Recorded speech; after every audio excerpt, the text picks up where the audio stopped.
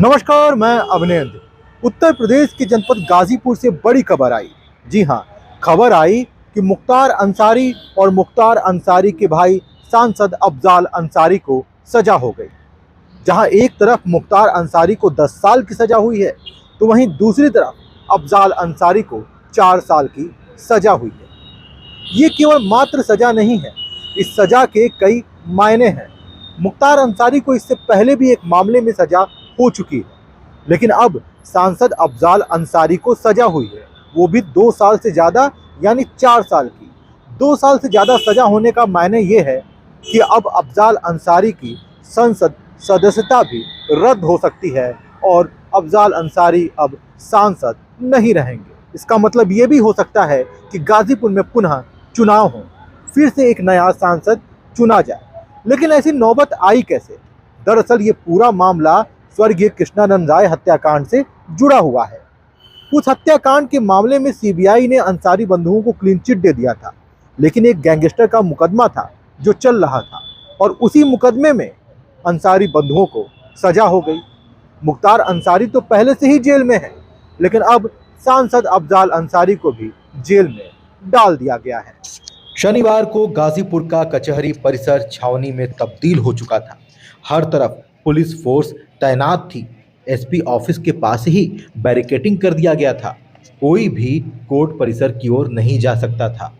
Court में गाजीपुर के सांसद अफजाल अंसारी और अफजाल अंसारी के भाई मुख्तार अंसारी को लेकर अहम फैसला आने वाला था।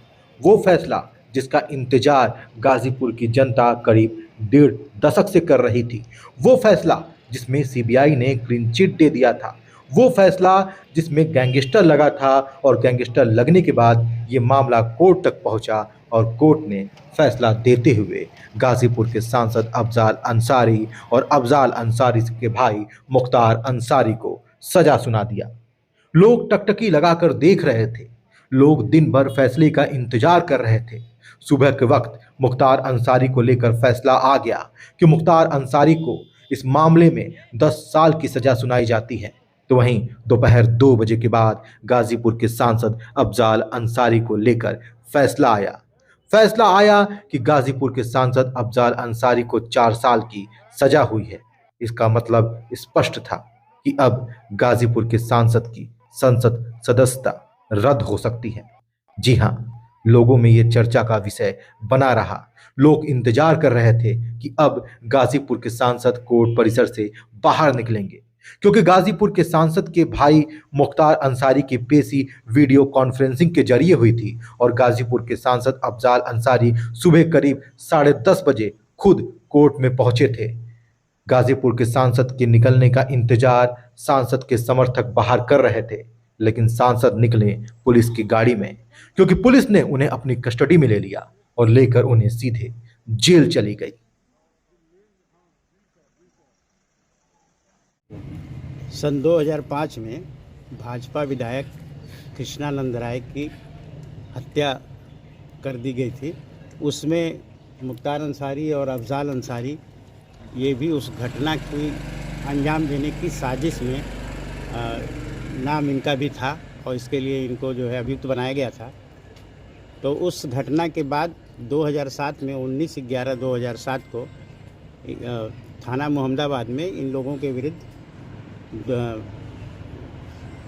गैंगस्टर का मुकदमा पंजीकृत किया गया और उसी मुकदमे का यहाँ विचारण चल रहा था और उसमें आज मुख्तार अंसारी को 10 साल का सश्रम कारावास और 5 लाख रुपए का अर्थदंड तथा अफजाल अंसारी को 4 साल का कारावास और 1 लाख रुपए का अर्थदंड।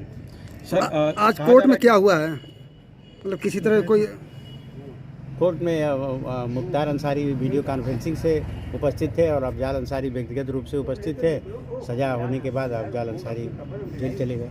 सर, गैंगस्टर चार्ट में मुख्तार अंसारी के बताया जाता है कि रोंगटा अपहरण हत्याकांड। हाँ, उसमें गैंग चार्ट जो था उसमें मुख्तार अंसारी के विरुद्ध 2 मुकदमे उल्लेख किए गए थे। एक कृष्णानंद राय की हत्या वाला और दूसरा बनारस के कोयला व्यवसायी नंद किशोर रोंगटा का अपहरण कर उनकी हत्या किए जाने के मामले दर्शाए गए थे और इसीलिए गंभीर तरह के मामला होने के कारण से इनको। सर, ऐसे में कोर्ट क्या मानते हुए इनको सजा सुनाया? सर, कोर्ट ने मुख्तार अंसारी को ये मानते हुए सज़ा बनाया कि लगातार इनके विरुद्ध जो है 302 के मुकदमे, इस तरह से गंभीर मुकदमे इस तरह से इनके विरुद्ध हो रहे हैं, तो इसका मतलब ये एक संजोग नहीं हो सकता है। निश्चित रूप से इनकी आपराधिक मानसिकता है और इसी के कारण से जो है ये गैंग बना के इस तरह की घटना अंजाम देते हैं और इसलिए इनको दोष सिद्ध हो सकता है। क्या जमानत के लिए भी कोई कार्य किया गया इन लोग की तरफ से जमानत लेने के लिए? नहीं, मुख्तार अंसारी से कोई की ओर से नहीं किया, जमानत अफजाल अंसारी की ओर से प्रयास किया गया था, लेकिन जमानत कोर्ट ने दिया। इस मामले पर स्वर्गीय कृष्णानंद राय के पुत्र का भी बयान आया है। जब मेरे पिताजी की हत्या हुई तो उस समय उनकी जो शिखा काटी गई थी,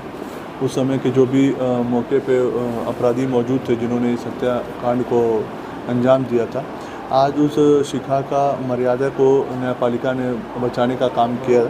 और मेरा मानना है कि जो शिखा उस समय काटी गई वो एक कृष्णानंद राय की शिखा नहीं थी, वो एक समाज की और एक समाज के प्रतीक के और एक संस्कार की शिखा थी जिसको इन कट्टरवादियों ने काटा था।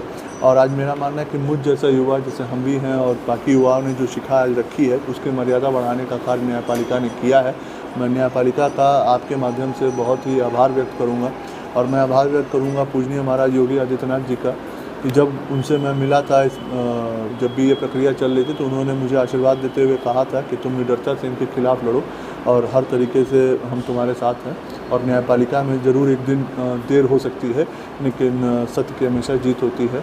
और मैं आज के दिन भी मैं अपने पूजनीय बड़े पिताजी को याद करूंगा जो आज से 1-1.5 महीने पहले गुजर गए और अगर आज वो होते तो उनकी भी आत्मा, उनको भी बहुत संतुष्टि होता, खुशी मिलता, क्योंकि मुकदमावादी होने के नाते जितना संघर्ष हम लोगों का रहा है उतना ही संघर्ष उनके भी जीवन में रहा है। क्योंकि एक सामान्य आदमी होकर इन सब लोगों के खिलाफ़ गवाही करना और गैंगस्टर में भी आके गवाही करना ये एक बहुत बड़ी बात होती है और मेरा मानना है कि आज उसी सब का परिणाम का नतीजा है कि हमें ये फैसला सुनने को मिल रहा है। 17 साल का सफ़र रहा है, 17 साल में तमाम संघर्ष आपने देखे हैं, 17 साल और आज की डेट कोई फ़र्क महसूस नहीं हो रहा?